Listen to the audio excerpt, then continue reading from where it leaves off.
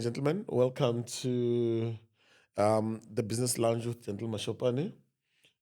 Today, I've got my colleague here, Mr. Newedi Kutle. Can you introduce yourself to our viewers, man?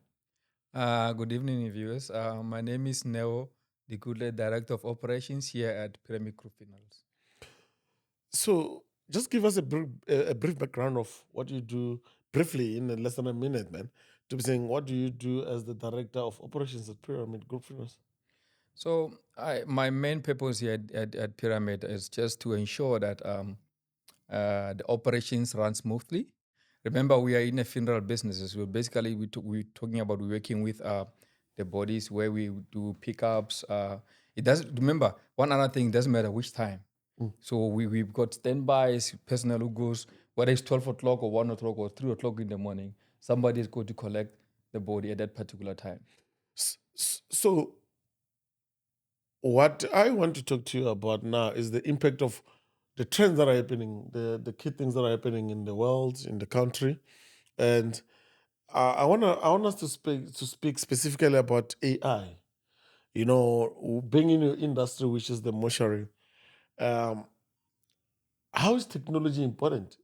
Before we get to AI, to be specific, how does technology shape you guys in your industry, and how Well, is it important in your industry? so first let me tackle the importance of the technology, especially in this industry that we are Yeah. in. So the moment you are in the funeral business and you don't acknowledge that technology is key, Yeah. you'll be left behind. Oh. That's a key fact.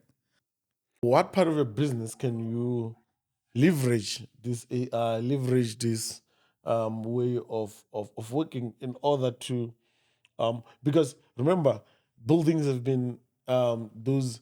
I mean, if you look at the balance sheet of a business, um, or financial statements of a business, you'll see there's got this exorbitant amount that they're spending in offices and all that. Now, with AI tools and everything that COVID taught us, in the context of the funeral industry, which part of the funeral industry will you be able to work from home or to leverage in this your era? Yes. So let me take it to Pyramid Group Funerals. Yeah. So when you look at in the mortuary itself, when you talk about where we put the bodies and everything, that one you cannot. There's nothing you can do It's about. a physical It space. need a physical space and everything. Yeah. But you've got your admin personnel, you've got your management personnel. So those kind of personnel can and should at a particular time be able to be working from home. So looking at this thing, because like we cannot say as an industry that this is not important for us. Yes. It's happening. Yes. How are you guys at Pyramid Group positioning yourself? What projects are you guys currently positioning yourself to leverage technology? Is there any projects that as Pyramid that you guys are doing in order to leverage on technology? Yes. If you can tell us Yes. about it. Yes, definitely. I'm just going to mention a few. So at the moment, we've got so there were systems already in place whereby at Pyramid we're mostly utilizing paper. Yeah. So we're trying to run away from utilizing paper, which will also assist us in terms of saving costs as well. So you're going the digitalization route now. Yes, yes. Oh, okay, okay. I think that's one of the key strategies that big companies are using now in order to say how do we leverage technology in order to be and then I guess in your space it's so weird because people think if a funeral parlor they just think of the body to the ground kind of things. Definitely. How would you say um, artificial intelligence? Yes, we spoke about the offices being offsite and all that, but Yes. how are you guys leveraging in the use of artificial intelligence as a business, like in other sectors? Not only when you guys are saying, no, now we're going to be having meetings outside, real estate is going to be impacted and all that, but we get that. But as a business, how is AI beneficial to you guys or a threat to you guys? So I'm gonna let me talk about so you take WhatsApp as part of AI. Yeah. So you so we what we've just recently done is that we taking the team and said this is what you're gonna do. This is a group chat. We're gonna do a daily reporting. And since we introduced that, the efficiency and the productiveness of the employees has increased Wow. So much so in that, because initially they would like, there was no teamwork. So basically now, you've got the WhatsApp that everybody reports. Yes. But in order to put with the AI tools, you're gonna take that data and analyze it Yes. with AI tools in order for you to understand the effectiveness and then the productivity, and not only that, but to understand what does your day looks like, and then AI Exactly. tools are going to help you to do that. And Definitely. that's how, you, as a business, we're going to be leveraging on Definitely, AI. definitely, and I know sometimes so small things like just a WhatsApp group. So normally when we talk about AI, we tend to think about the huge things, the Yeah, cost and all those kind of things. But you can just imagine just a simple WhatsApp way group of staying. made a Yeah. huge impact in terms of how the employees can communicate and make an impact on their daily tasks. I'm a deputy director of business growth. I am the guy who deals with numbers. In my department, the only thing that matters is the new business that comes into the business, the onboarding process of that, and the numbers growing because we've got.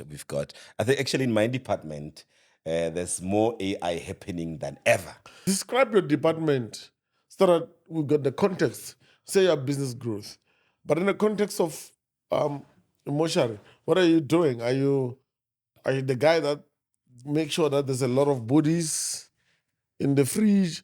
What exactly does business growth do in the context of a funeral parlor? All right. In a funeral parlor, most of the viewers will agree with me. They don't understand. Yeah. And for most of our people outside, they think that when we are busy every weekend, they think that's where we are growing. This much is big because they're burying 20 bodies a week, which is not the truth.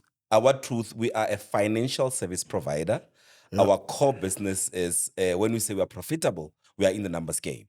Yeah. So our department, the main aim is to bringing numbers into the business. So we can, I mean, we are authorized FSP, which means that we are in the same game with the big guys there. So our main key is to bring in the numbers, but not just bringing the numbers, also onboarding. Why do you go out and go get numbers and you don't onboard our customers to know what is currently happening? How is AI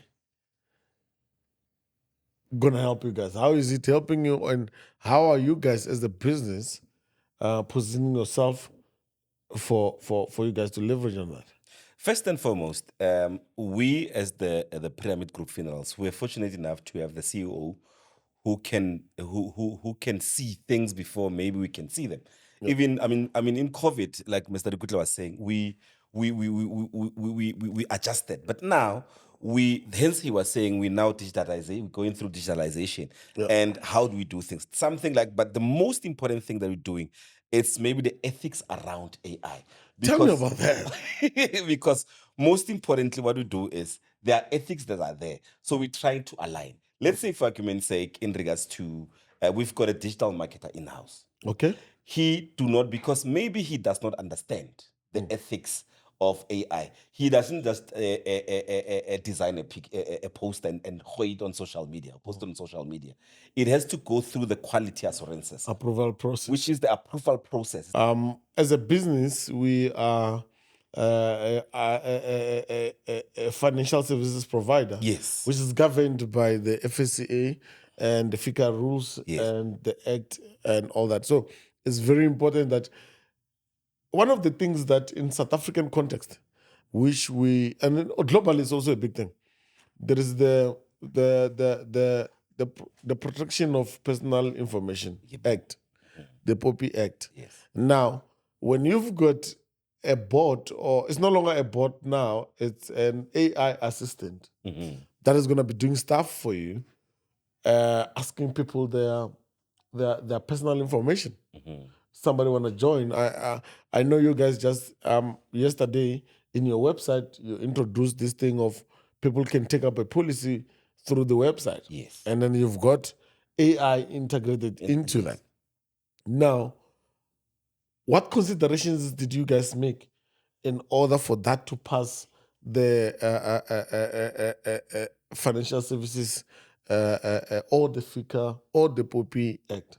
Look, before anything else, we also have the standard that is aligned with obviously the FCSA, with obviously the FICAS and stuff. We don't just wake up in the morning. Hence I said to you that we've got the channel who approves. Yeah. We sit and say, okay, this is go. We keep in consideration all the licenses that we have Yeah. within the business. So if we are aligned with them, like we were talking about the website went live yesterday.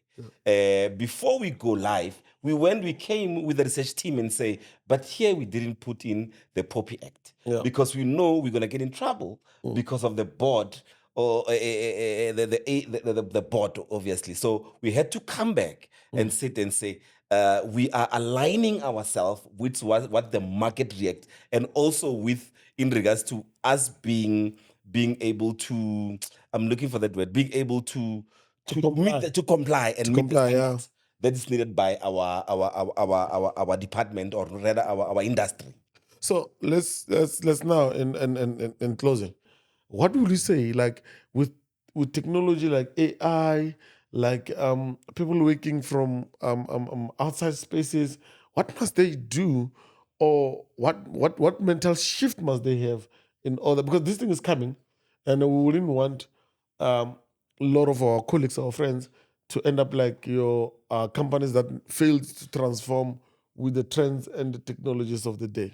I want to encourage the peers in the game to study, because they're gonna fall behind. Like right now, we can close this office and go work at home.